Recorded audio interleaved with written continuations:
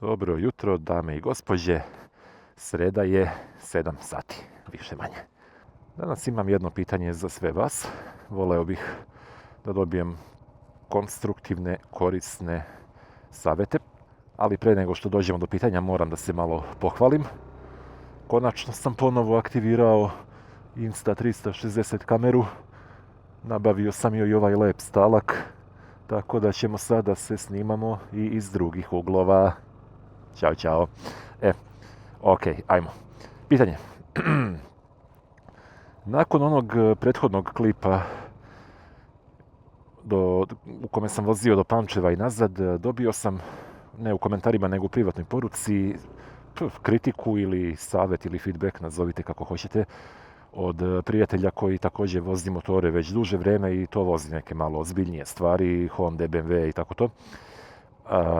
Zamjerka je bila da ne držim lepo ruke. Prvo sam mislio da on misli na ono što su mi neki od vas govorili, da previše držim ruke s polja, da bi trebalo malo više da idu unutra.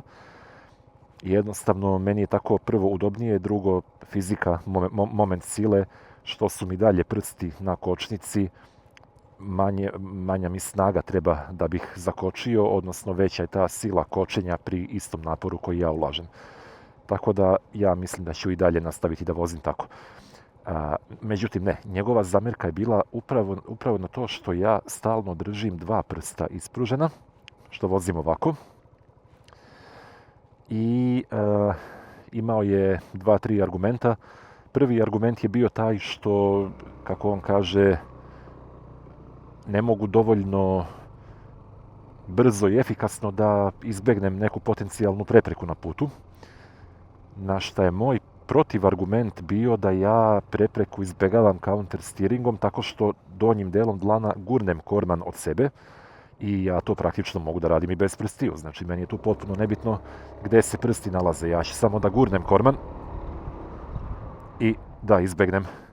I tu mislim da je potpuno svejedno da li držim ovako ruke, jer opet isti pokret radim, ili ovako, sa dva prsta, kao što rekoh, guram od sebe korman. Znači, evo da probamo i sa skupljenim šakama, sa skupljenim prstima. Potpuno isto, bar neki moj osjećaj da je potpuno isto. Drugi argument je bio da kod prelaska preko rupa, ili nečega što se nalazi na putu, da mi je mnogo veća stabilnost ako ovako držim korman. Ima smisla, ali opet na mnogo mjesta sam čuo, pročitao video da korman ne treba stezati jako. A ako držim sve prste oko njega i još ako naletim na neku prepreku, rizikujem da ga onako stegnem mrtvački, što opet može da bude opasno. Dešavalo mi se par puta da prelazim preko nekih neravnina i da ga bukvalno pustim, da vidim kako će da ide i on pređe sam, najnormalnije, uspravno, bez ikakve moje intervencije i pridržavanja, da tako kažem. Treća stvar koju mi je zamerio je da, mislim ne zamerio, nego treći argument koji imao je kočenje, da nije dovoljno kočiti sa dva prsta pri onom pravom, naglom, paničnom kočenju i da je tu, koliko sam ja razumeo, izvinjavam se ako grešim, da je tu potrebno lepo uhvatiti kočnicu sa sva 4 prsta. Moj protivargument je tu bio da ja upravo zato i držim dva prsta na kočnici, jer upravo to hoću da izbegnem, da sa sva 4 prsta naglo stisnem kočnicu i za slučaj da vozim nešto što nema ABS ili da mi ovdje na ovome ABS otkaže, meni će proklizati prednji točak i ja padam. Ako kočim sa dva prsta, ipak je to dovoljno manja sila da to ne može da se dogodi, bar ja u to verujem. I to je prva stvar. Druga stvar, moj drugi protivargument je bio da time što ja držim uvek dva prsta na kočnicama, ja smanjujem vreme reakcije i to što ja, pod znacima navoda, gubim time što kočim samo sa dva prsta, ja dobijam time što smanjujem vreme reakcije i brže počinjem da kočim nego kada bi mi ruke bile ovako ovdje oko kormana. Jer meni ipak treba neko vreme da ja ispružim prste i tek onda da počnem sa kočenjem. Da ne ostane sve na praznim rečima, ja sam došao danas ovdje na parking da isprobam jednostavno kako izgleda kočiti kada su mi ruke u ovom položaju, znači sa dva prsta ispružena na kočnici, i kada su mi ruke u ovom položaju, dakle skroz stisnute oko kormana, i onda moram da uradim ovo i da kočim sa sva 4 prsta. Da vidimo kako će izgledati, kako se ponaša skuter, koliki će biti zaustavni put, da li će mi se aktivirati ABS i tako dalje. Uhvatit ću zalet odande od početka ili kraja parkinga, kako god. Vidjet ću da prvo vozim 40 na sat, da zakočim na jedan način pa na drugi, pa onda 50 na sat na jedan pa na drugi način, i počet ću da kočim ovdje od ove linije gdje je kamera. Da vidimo koliko mi treba prostora. Idemo, prvi pokušaj sa dva prsta na kočnicama, 40 na sat.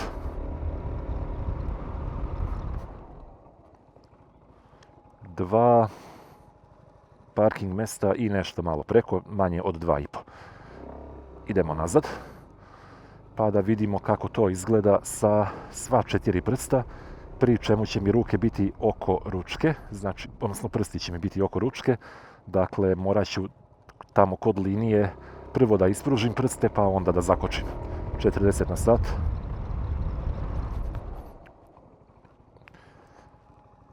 Više od 3 parking mesta. Stisnuo sam najjače što sam mogao. Ajmo da vidimo 50 na sat. Šta se dešava? Znači 50 na sat. Dva prsta na kočnicama. Da vidimo šta se dešava.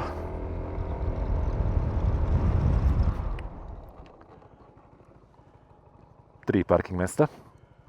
I to čak mi je malo ispred linije stao. I idemo da vidimo 50 na sat, prsti oko kormana, kočim sa sva 4 prsta.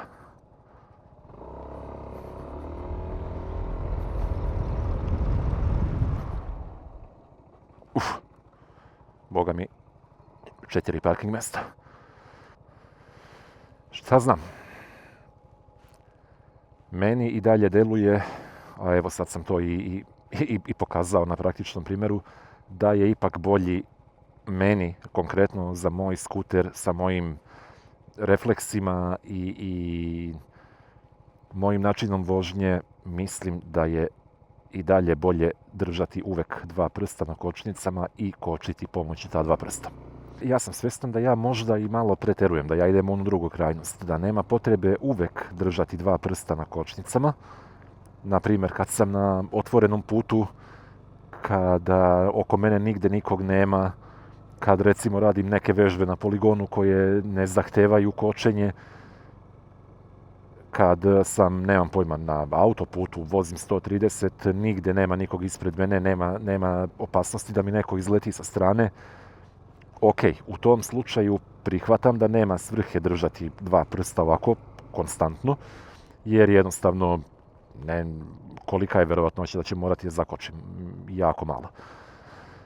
Opet, naravno, bolje je držati ovako pa ne zakočiti, nego ne držati ih tako pa upasti u neku neočekivanu situaciju da morate da zakočite. Sad, razlikuju se tu verovatno mišljenja i stavovi, pogotovo kod ljudi koji imaju mnogo više iskustva nego što ja imam. Ali, evo, kažem opet, po nekom mom mišljenju, na osnovu ovoga šta sam ovdje uradio upravo na poligonu, vidi kako stoji bez ruku, bez nogu. Na osnovu toga što sam uradio ovdje na poligonu, ja ne vidim potrebu da držim sva 4 prsta oko kormana i ne sviđa mi se ideja da kočim sa sva 4 prsta i da dodajem sebi to dodatno vreme reakcije na kočenje. Moj stav je da je ipak bolje meni da vozim ovako, sa po dva prsta uvek na kočnicama. Možda nekad kad su uslovi saobraćaja takvi, mogu da dozvolim sebi da skupim ruke, da čisto malo prste, onako što kaže, savijem, da se malo razgibaju, ali u iole rizičnim situacijama, u gradskoj vožnji, oko škola, kad vidim pešake, kada nailazim na raskrsnicu, kada sam na magistrali gdje je velika frekvencija saobraćaja, meni su uvek dva prsta ovdje i to planiram da radim i dalje. Ko misli drugačije i ko misli isto, neka piše u komentarima pa da malo diskutujemo. To bi bilo to za prvi deo ovog snimka. Nemam pojma ni koliko traje iskreno. U drugom delu ćemo da radimo neke spore vežbe na poligonu i možete da ostanete da gledate, a ne morate, kako god hoćete. Idemo prvo jednu vožnju po pravoj liniji, što je moguće sporije. Telo uspravno, korman prav, pogled u daljinu. Čekaj da stavim naočare za sunce. Konstantan gas i zadnjom kočnicom malo regulišem brzinu. I recimo kod ovih vežbi ja ne bih mogao da radim ovo sa sva 4 prsta, jer jednostavno ne bih toliko precizno mogao da kontrolišem kočnicu. Može i ovako jako mali gas, samo da malo usporim, jako mali gas bez kočnice, znači gas taman toliko da on počne da vuče, evo 5 na sat, 6 na sat, 7, jednom rukom. Pravo telo, prav skuter, idemo, možemo i da idemo u stranu, da pravimo neke osmice, doduše malo većeg prečnika nego što to inače radimo, ili da radimo neki slalom.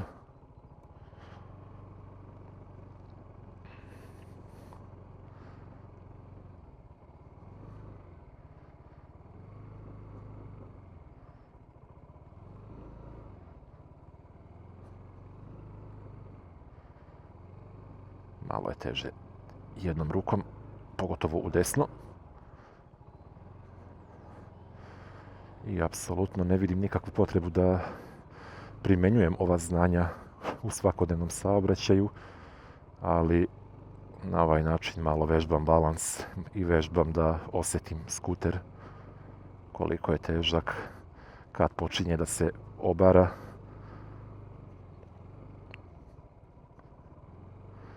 Vežbam i koncentraciju. I ako vam treba neka vežba, ako imate neke probleme u životu i hoćete da zaboravite na njih, bar na kratko, ne kažem da ih ja imam, dođite na poligon i radite ovako nešto, apsolutno ni na šta drugo nećete moći da mislite osim na to šta trenutno radi koji deo vašeg tela i šta je potrebno da zadržite skuter u uspravnom položaju. Malo je krenuo da pada. Ok, idemo još jednom po pravoj liniji. Probat ćemo ponovo jednom rukom. Dakle, ovdje ono što inače ne radim, prednjom kočnicom ću da regulišem brzinu ukoliko zatreba.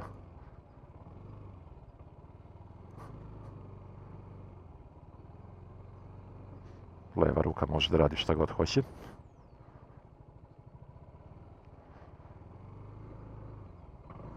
Ups, ne valja.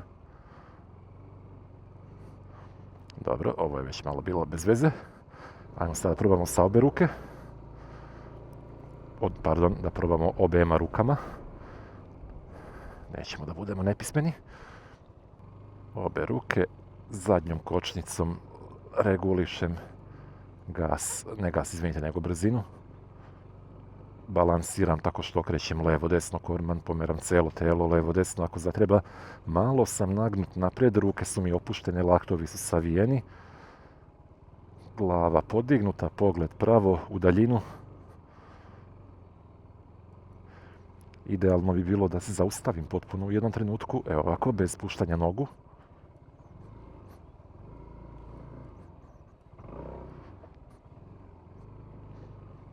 Ovo je već bila malo bez veze, ali nema veze. Nisam spustio noge i ostao sam više manje na pravoj liniji. I dolazimo do kamere.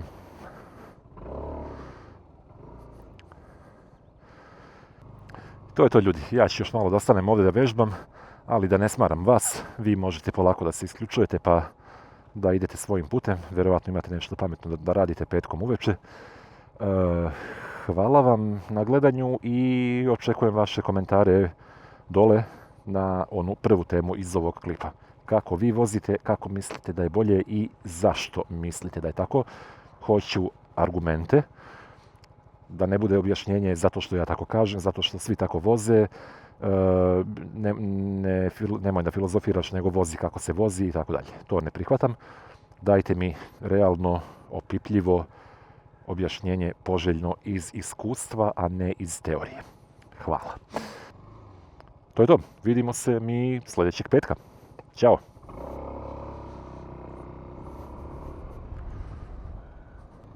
Još jedna stvar, izvinjavam se. Uskoro mi stiže držač za ovu Insta360 kameru koji će da ide ovdje ispod desnog retrovizora, kao što ovdje ide držač za telefon. I onda ćemo imati i kod ovih redovnih vožnji još jedan ugao snimanja. To zaboravih da vam napomenem, taj držač mi stiže sljedeće nedelje najvjerovatnije. Tako da možda, ne za sljedeći petak, ali za onaj tamo, vjerovatno ćete gledati neku vožnju u kome će biti snimak i sa te kamere kako snima mene odavde. To je prva stvar. Druga stvar, jako mi je žao, ček sad moram da pokupim ovaj stalak, ne stalak nego ovaj đavo. Jako mi je žao što ovo nema mogućnost da se ovdje ovo dno zašrafi za taj držač, ne GoPro nego za Insta360. To bi bilo mnogo zgodno jer bih onda mogao da snimam i ovako iz nekog ugla dok vozim. Ali dobro, povremeno kad je ovako neka situacija na nekom parkingu ili tako nešto, mogu da snimam i ovako. Držim levom rukom kameru, mogu da vas gledam dok vozim, možete gledajte vi mene sa strane da vidite kako to izgleda. Naravno, krajnje nebezbedno. Ali eto, ponekad malo da napravimo neki zanimljiv snimak, šta fali. To je to, ajde, sad stvarno vidimo se, ćao, ćao.